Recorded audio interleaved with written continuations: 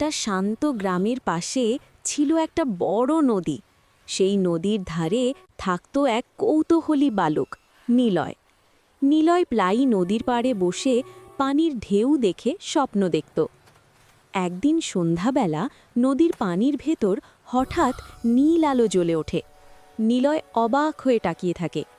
ধীরে ধীরে পানির ভেতর থেকে উঠে আসে এক সুন্দর জলপরী। নিলয় ভয় পায়, আবার কৌতূহলও হয়। জলপরী মিষ্টি হাসি দিয়ে বলে, ভয় পেও না, আমি জলপরী মীরা। নিলয় সাহস করে বলে, তুমি কি সত্যি পানির রাজ্যে থাকো? মীরা নিলয়কে নিয়ে যায় পানির নিচে। হঠাৎ পানির রাজ্যে অশান্তি শুরু হয়। এক কালো ছায়া পানিকে দূষিত করছে।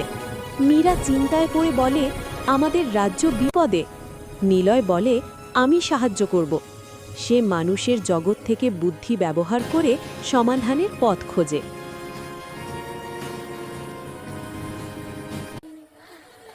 মীরা নিলয়কে বিদায় জানায়।